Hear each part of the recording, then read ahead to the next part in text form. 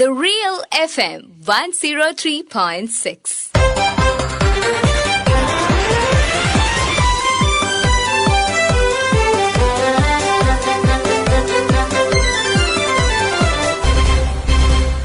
ശ്രദ്ധ.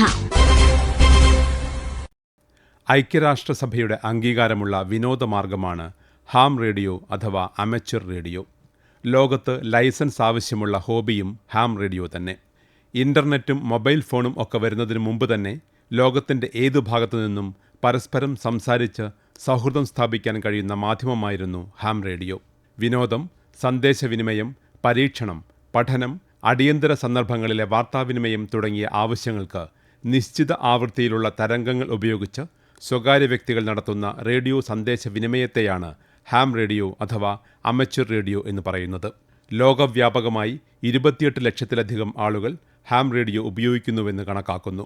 ഇന്നത്തെ ശ്രദ്ധയിൽ ആദ്യം കഴിഞ്ഞ 35 വർഷത്തിലധികമായി ഹാം റേഡിയോ ഓപ്പറേറ്ററായ അമച്വർ റേഡിയോ സൊസൈറ്റിയുടെ ഇന്ത്യയിലെ wireless monitor coordinator Kozhikode Kannancheri സ്വദേശി സനിൽ ദീപ് സംസാരിക്കുന്നു. ഈ റേഡിയോ കേൾക്കാൻ ഇഷ്ടപ്പെടുന്ന പോലെ റേഡിയോ ഉപയോഗിച്ച് ആശയവിനിമയം നടത്താൻ താല്പര്യമുള്ള ആൾക്കാരുണ്ട്. റേഡിയോ പട്ടന്മാർ വിനോദോപാധിയായി ഉപയോഗിക്കുന്ന ആഗോള വ്യാപകമായ റേഡിയോ വാർത്താ വിനിമയ രീതിയാണ് ഹാം റേഡിയോ. ഇത്തരം ഒരു ഹോബിയിൽ ഏർപ്പെട്ട ഒരാളാണ് ഹാം റേഡിയോ ഓപ്പറേറ്റർ. അതായത് സ്വന്തമായിട്ട് വയർലെസ് സെറ്റ് ഉണ്ടാക്കി പ്രക്ഷേപണം ചെയ്യുവാനും അതിലൂടെ മുറിയിലിരുന്ന് ലോകമെമ്പാടുമുള്ള ഹാമുകളുമായി സംസാരിക്കാൻ റേഡിയോ തരംഗം ഉപയോഗിക്കുന്ന രീതിയാണ് ഹാം റേഡിയോ. ഹാമുകൾക്ക് ലൈസൻസ് നൽകുന്നത് ടെലികമ്മീഷൻ വകുപ്പിലെ വയർലെസ് വിങ് ആണ്. ഓരോ വ്യക്തിക്കും ഓരോ കോൾ സൈൻ ഉണ്ടായിരിക്കും. പ്രകൃതി ദുരന്തങ്ങൾ ഉണ്ടാവുമ്പോൾ വൈദ്യുതിയും സാധാരണ ഉപയോഗത്തിലുള്ള മറ്റ് വാർത്താവിതരണ ഉപാധികളും താറുമാറാകുമ്പോൾ സാമൂഹ്യ പ്രതിബദ്ധതയുള്ള ഹാമുകൾ അവരുടെ ഉപകരണങ്ങൾ ഉപയോഗിച്ച് പുറം ലോകവുമായുള്ള ബന്ധം നിലനിർത്താൻ സഹായിക്കുന്നു. ഏറ്റവും കൂടുതൽ സമയം ഹാം റേഡിയോ ഉപയോഗിച്ചതിന് ലിംക ബുക്ക് ഓഫ് റെക്കോർഡ്സിൽ പേരുവന്ന റിട്ടയർഡ് ബാങ്ക് ഉദ്യോഗസ്ഥൻ കൂടിയായ സനിൽ ദീപ് തുടരുന്നു. പൊതുസേവനത്തിനും ഹാം റേഡിയോ ഉപയോഗിക്കാറുണ്ട്. ഭൂകമ്പം, സുനാമി, വെള്ളപ്പൊക്കം, ചുഴലിക്കാറ്റ് തുടങ്ങിയ പ്രകൃതി ദുരന്തങ്ങൾ വന്നപ്പോൾ ഹാമുകൾ രംഗത്ത് വന്നിരുന്നു. നേരത്തെ ഉണ്ടായ ലിത്തൂർ ഭൂകമ്പം, ഗുജറാത്ത് ഭൂകമ്പം, ഉത്തരാഖണ്ഡിലെ ലാൻഡ് സ്ലൈഡ്, നേപ്പാൾ ഭൂമികുലുക്കം എന്നീ അടിയന്തര ഘട്ടങ്ങളിൽ ഹാമുകൾ സജീവമായി പ്രവർത്തിച്ചിരുന്നു.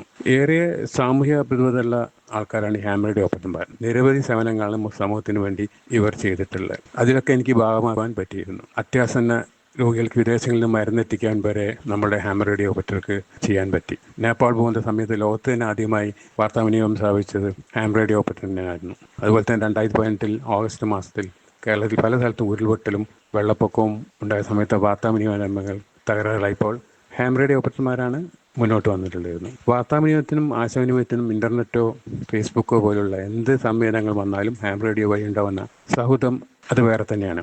ഈ ഹാം റേഡിയോ ഓപ്പറേറ്ററിൽ എല്ലാ ദിവസവും വയർലെസ്സിൽ വരാറുണ്ട്. അവർ ഒരു നെറ്റുമാതിരി വന്ന് ഒത്തുകൂടാറുണ്ട്. 12 വയസ്സായൊക്കെ ഒരാൾക്ക് ഹാം റേഡിയോ പരീക്ഷയ്ക്ക് അപേക്ഷിക്കാം. കേന്ദ്ര വാർത്താവിനിമയ മന്ത്രാലയത്തിൻ്റെ കീഴിലുള്ള wireless planning and coordination wing ആണ് ഹാം റേഡിയോ ലൈസൻസ് നൽകാൻ ചുമതലപ്പെട്ട അതോറിറ്റി. ഇപ്പോൾ 2 തരം ലൈസൻസ് ആണുള്ളത്. ഒന്ന് ജനറൽ ഗ്രേഡ്, മറ്റേത് രജിസ്ട്രേഷൻ ഗ്രേഡ്. ഹാം റേഡിയോ വഴി മതം, രാഷ്ട്രീയം, സെക്സ്, പരസ്യം എന്നിവ പ്രക്ഷേപണം ചെയ്യാൻ പാടില്ല. മിയർലി ടെക്നിക്കൽ, ഫാമിലി ബാക്ക്ഗ്രൗണ്ട്, വെതറിനെ പറ്റി പറയാം. പിന്നെ മരുന്ന് എത്തിക്കാം. നമുക്ക് കിട്ടാത്ത മരുന്നുകൾ തന്നെ ഹാം റേഡിയോ വഴി എത്തിക്കാൻ പറ്റും. ശരിക്കും പറഞ്ഞാൽ ഒരു സെക്കൻഡറി കമ്മ്യൂണിക്കേഷൻ തന്നെയാണ്. എല്ലാ കമ്മ്യൂണിക്കേഷൻ നശിച്ചു കഴിഞ്ഞാൽ, ഭൂകമ്പം, സുനാമി ഇങ്ങനത്തെ കഴിഞ്ഞാൽ നമ്മൾ ഉപയോഗിക്കുക ഹാം റേഡിയോയാണ്. കഴിഞ്ഞ വർഷം വയനാട് ഇതുപോലത്തെ ദുരന്തമുണ്ടായിരുന്നു. ആ സമയത്തൊക്കെ ഹാം റേഡിയോ ഒരു 4 മണിക്കൂറോ 5 മണിക്കൂറോ ഹാം റേഡിയോ ആണ് ഉപയോഗിച്ചിട്ടുള്ളത്. അപ്പോൾ വേറെ ഒരു സാമൂഹ്യ പ്രതിബദ്ധതയുള്ള ആൾക്കാരാണ് ഹാം റേഡിയോ ഓപ്പറേറ്റർമാർ. നിരവധി സേവനങ്ങളാണ് സമൂഹത്തിന് വേണ്ടി ഇവർ ചെയ്തിട്ടുള്ളത്. ഒരു റേഡിയോ സ്വീകരണി ഉപയോഗിച്ച് ആർക്കും ഹാം സന്ദേശങ്ങൾ സ്വീകരിക്കാമെങ്കിലും സന്ദേശങ്ങൾ അയക്കുന്നതിന് പല രാജ്യങ്ങളിലും സർക്കാർ അനുമതി ആവശ്യമുണ്ട്. ഇന്റർനാഷണൽ ടെലികമ്മ്യൂണിക്കേഷൻ യൂണിയൻ ആണ് ലോകവ്യാപകമായി ഹാം റേഡിയോ പ്രവർത്തനങ്ങൾ ഏകോപിപ്പിക്കുന്നത്. ഇന്ത്യയിൽ കേന്ദ്ര വാർത്താവിനിമയ മന്ത്രാലയത്തിന്റെ കീഴിലുള്ള wireless planning and coordination wing WPC ആണ് ഹാം റേഡിയോ ലൈസൻസ് നൽകുന്നത്. കോഴിക്കോട് മാവൂരിലെ ഹാം റേഡിയോ ഓപ്പറേറ്ററായ അഷ്റഫ് പാഴൂർ. അമച്വർ റേഡിയോ എന്ന് പറഞ്ഞാൽ ഒരു ട്രാൻസ്മിറ്ററും ഒരു റിസീവറുമാണ് പ്രധാനപ്പെട്ട 2 ഉപകരണങ്ങൾ. ഇതിന് ഇന്റർനെറ്റോ മറ്റ് നമ്മുടെ മൊബൈൽ ഫോൺ പോലെയോ സിം കാർഡുകളോ ഒന്നും ആവശ്യമില്ല. നമുക്ക് പ്രവർത്തിപ്പിക്കാനായ വൈദ്യുതി മാത്രം ഉണ്ടായാൽ മതി. ട്രാൻസ്മിഷനായിട്ട് നമുക്ക് ഒരു നിശ്ചിത വാട്ട്സിൽ ഇത് പ്രവർത്തിപ്പിക്കാൻ കഴിയും. ഇതിനു വേണ്ടിയുള്ള ആന്റിനകളും നമുക്ക് നമ്മുടെ വീടിന്റെ പുറപ്പുറത്ത് സ്ഥാപിച്ചിട്ട് വേണം ഇത് പ്രവർത്തിപ്പിക്കാൻ. പ്രധാനപ്പെട്ട കാര്യം എന്ന് പറഞ്ഞാൽ ഇത് പ്രവർത്തിപ്പിക്കണമെങ്കിൽ കേന്ദ്ര ടെലികമ്മ്യൂണിക്കേഷൻ ഡിപ്പാർട്ട്മെന്റിന്റെ ലൈസൻസ് അത്യാവശ്യമാണ്. WPC എന്ന് പറയും, വയർലെസ് പ്ലാനിംഗ് കോർഡിനേഷൻ വിങ് ആണ് നമുക്ക് ലൈസൻസ് തരുന്നത്. ഇതിന് വേണ്ടിയിട്ട് നമ്മളൊരു എക്സാം പാസ്സാവേണ്ടതുണ്ട്. എക്സാമിൽ നമുക്ക് 2 ഗ്രേഡ് ലൈസൻസ് ഉണ്ട്. 2 ഗ്രേഡിലായിട്ട് നമുക്ക് ലൈസൻസ് ലഭിക്കും. ഒരെണ്ണം ജനറൽ ഗ്രേഡാണ്, മറ്റൊന്ന് റെസ്ട്രിക്റ്റഡ് ഗ്രേഡാണ്. അപ്പോൾ ഞാൻ റെസ്ട്രിക്റ്റഡ് ഗ്രേഡിലാണ് ലൈസൻസ് എടുത്തത്. ജനറൽ ഗ്രേഡിലാകുമ്പോൾ നമുക്ക് മോഴ്സ് കോഡ് മസ്റ്റായിട്ടും പഠിക്കണം.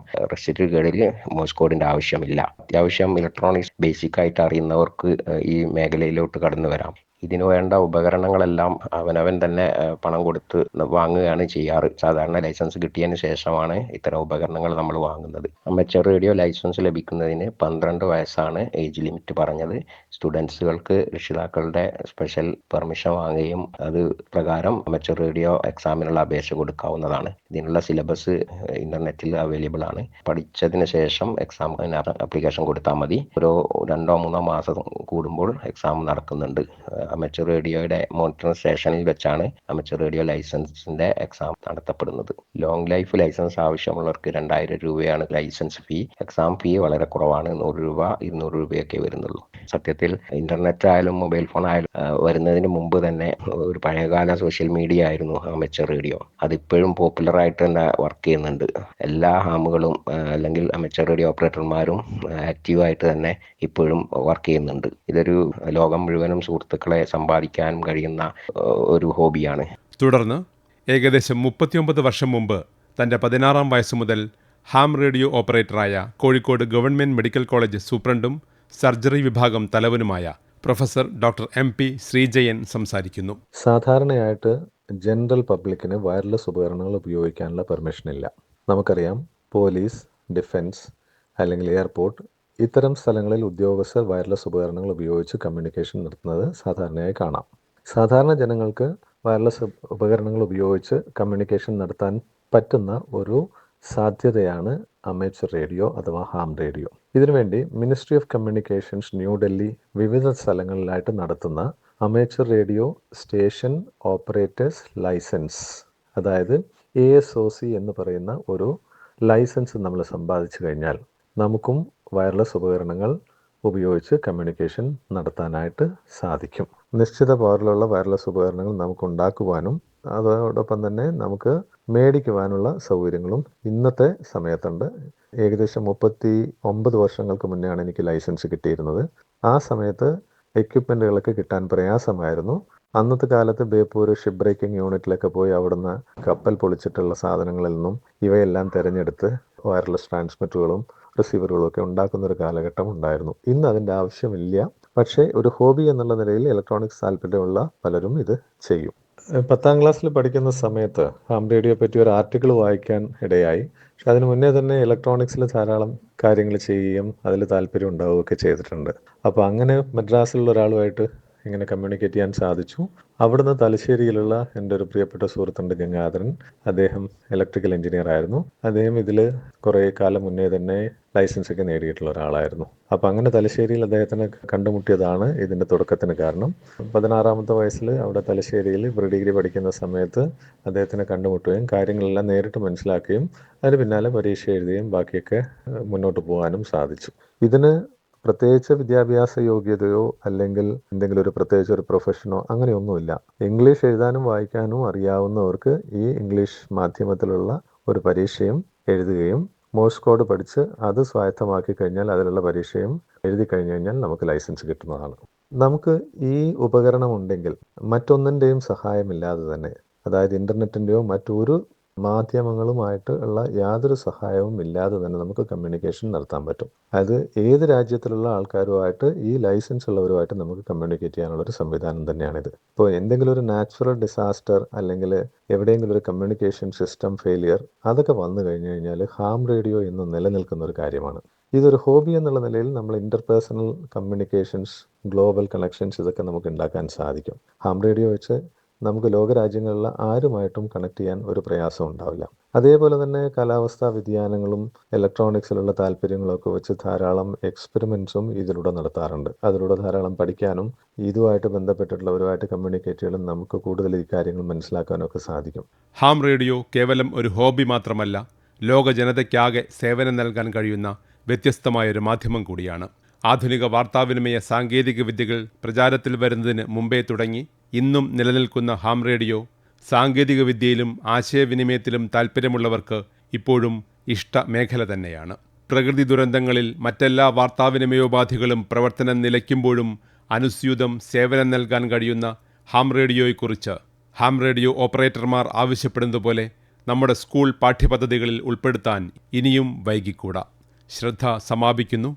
തയ്യാറാക്കി അവതരിപ്പിച്ചത് സി മനോജ്. ആശയം നിർവഹണം സി കൃഷ്ണകുമാർ. ശ്രദ്ധ.